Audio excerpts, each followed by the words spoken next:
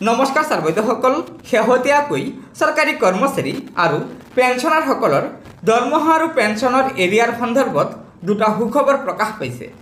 হয় ছাৰবৈদেউসকল, আজিৰ আমাৰ প্ৰথমটো সুখবৰ হৈছে আজি পেঞ্চনাৰসকলৰ 4% বৰ্ধিত ডিএৰ যি এৰিয়াৰৰ টকা পাবলৈ বাকী আছিল সেই টকা আজি বেংক একাউণ্টত জমা হৈছে। হয় এয়া চাওক, যিহেতু কেইদিনমান আগতে পেঞ্চনাৰসকলে 4% ডিএ যোগ নোহোৱাকৈয়ে মাৰ্চ মাহৰ পেঞ্চন লাভ কৰিছিল আৰু এতিয়া বাজেট পাছ হোৱাৰ লগে লগে আজি পেঞ্চনাৰসকলৰ একাউণ্টত ডিএ এৰিয়াৰৰ টকা সোমাইছে।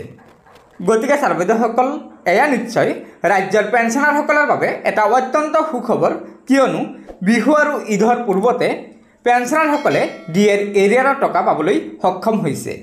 ছাৰবৈদেউসকল, আজিৰ আমাৰ আন এটা সুখবৰ হৈছে বিভিন্ন সময়ত বিভাগীয় ভুলৰ বাবে চৰকাৰী কৰ্মচাৰীসকলে বেছিকৈ দৰমহা লাভ কৰি অৱশেষত অৱসৰ গ্ৰহণ কৰে আৰু এই অৱসৰৰ পিছত কৰ্মচাৰীসকলে তেওঁলোকে পূৰ্বতে যি টকা বেছিকৈ লাভ কৰিছিল সেই টকা চৰকাৰক ঘূৰাই দিব লগা হৈছিল।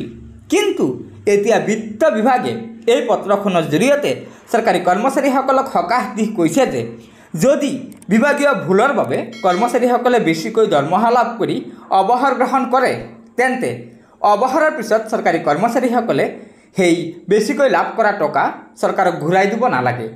কিন্তু ইয়াত এটা বিত্ত বিভাগে চৰ্ত বান্ধি দিছে যে সেই টকাৰ পৰিমাণ 2 লাখ টকাৰ ওপৰত হ'ব নোৱাৰিব, অৰ্থাৎ 2 লাখ টকালৈকে চৰকাৰী কৰ্মচাৰীসকলে সেই টকা ঘূৰাই দিব নালাগে। কিন্তু 2 লাখ টকাৰ ওপৰত হ'লে সেই টকা চৰকাৰী কৰ্মচাৰীসকলে অৱসৰৰ পিছত অৰ্থাৎ পেঞ্চন লাভ কৰাৰ আগতে চৰকাৰক ঘূৰাই দিব লাগিব। গতিকে ছাৰবৈদেউসকল, এয়া নিশ্চয় বিত্ত বিভাগে চৰকাৰী কৰ্মচাৰীসকলৰ বাবে এটা ডাঙৰ সকাহ দিছে।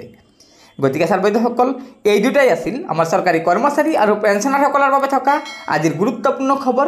আশা কৰিছোঁ আপোনালোকে লগৰ বন্ধুবৰ্গক এই ভিডিঅ'টো শ্বেয়াৰ কৰি আজিৰ এই সুখবৰ দুটা জনাই দিব আৰু নতুনকৈ অহা ছাৰবৈদেউসকলে পৰৱৰ্তী সময়ত চৰকাৰী কৰ্মচাৰীসকলৰ বিভিন্ন খবৰসমূহ পোনপ্ৰথমে পাবলৈ অনুগ্ৰহ কৰি আমাৰ এই চেনেলটো ছাবস্ক্ৰাইব কৰি ল'ব।